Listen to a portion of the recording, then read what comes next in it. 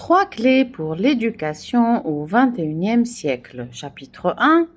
Développer la créativité. Section 7. Le cerveau apprend en continu. Il ne faut pas croire que le cerveau de l'enfant attend qu'il ait 5 ou 6 ans, qu'il soit scolarisé, pour commencer à apprendre. Les apprentissages les plus complexes se font avant 5 ans. Toutes les mamans le savent. Apprendre à se tenir debout sur des 2 jambes, apprendre à marcher, c'est une épreuve d'une très grande complexité pour l'enfant. Elle implique différents processus, visuels, auditifs, la coordination d'une multitude de muscles. Pourtant, l'enfant ne prend aucun cours de marche. Il n'y a pas d'école pour la marche. Il apprend tout seul avec la pratique. Toutes les mamans ont accompagné leur enfant dans l'apprentissage de la langue maternelle aussi, sans besoin de manuel scolaire, ni besoin d'être prof.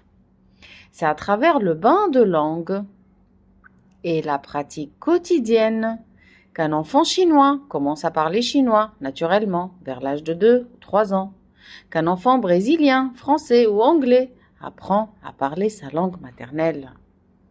Essayez aujourd'hui d'apprendre le brésilien à l'âge adulte, par exemple. Vous verrez à quel point c'est difficile pour vous. Ce sera difficile d'abord parce que l'âge adulte est différent de l'âge enfant. La plasticité cérébrale n'est pas la même. Ce sera surtout difficile parce que vous allez suivre un cours de quelques heures par semaine, alors que l'enfant brésilien, lui, faisait son cours toute la semaine, non-stop, 24 heures sur 24, 7 jours sur 7. Son cerveau enregistrait en permanence le vocabulaire qui était utilisé dans le bain de langue qu'il recevait, c'est-à-dire ce que dit la mère, ce que disent les frères et sœurs, ce qu'il entend dans la rue, à la télévision, etc. L'information la plus importante, chers parents, c'est que le cerveau est câblé pour structurer et catégoriser le vocabulaire du quotidien, afin d'apprendre la langue et extraire petit à petit toutes les règles de grammaire et de conjugaison de manière naturelle. Notez enfin, chers lecteurs, que c'est également de cette manière que les robots apprennent aujourd'hui à parler des langues. C'est ce qu'on appelle le machine learning.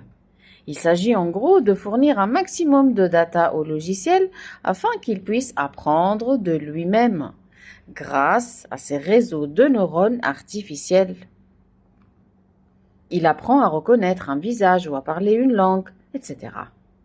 Vous connaissez certainement l'un des IA qui sont développés aujourd'hui et qui répondent à n'importe quelle question, ou bien les humanoïdes comme Sophia et compagnie. Vous pouvez faire vos recherches en tout cas sur Internet pour en savoir plus.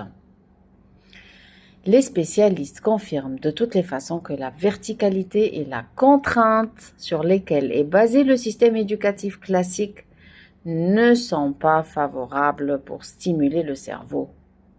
Le cerveau préfère jouer pour apprendre.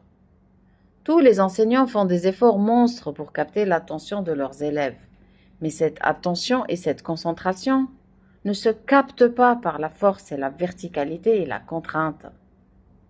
Il faut changer de paradigme, il faut adopter le jeu et s'aligner sur l'envie de l'enfant, sur le moteur interne qui émerge en lui et qui optimise ses capacités. Il pourra ainsi se concentrer pendant des heures sur une tâche donnée, pour apprendre une langue étrangère en quelques mois. Oui, en quelques mois, si les bonnes conditions sont réunies, à commencer par le fameux bain de langue. Voici des conseils pratiques pour donner un bain de langue à votre enfant quotidiennement. Le meilleur bain de langue, c'est celui fourni par l'entourage direct. Autrement dit, votre enfant a intérêt à fréquenter des personnes parlant d'autres langues, si vous voulez qu'il les apprenne. Depuis tout jeune, l'enfant est une machine à apprendre. Son cerveau enregistre systématiquement tout le vocabulaire qu'il entend autour de lui, surtout s'il y a une adhésion émotionnelle, c'est-à-dire que quelque chose lui plaît. Voilà pourquoi un enfant se met rapidement à fredonner une chanson qu'il a entendue quelque part et qu'il l'apprend très vite, si elle lui plaît. Raison pour laquelle il faut aussi faire très attention à ce qu'écoutent vos enfants. Beaucoup de chansons véhiculent des propos violents, haineux, racistes ou encore des propos impudiques, manipulateurs. Il faut faire attention à ce que écoute l'enfant. Ces discours ne sont pas du tout anodins. Ils construisent peu à peu son imaginaire et finissent par façonner sa perception de la vie et du monde.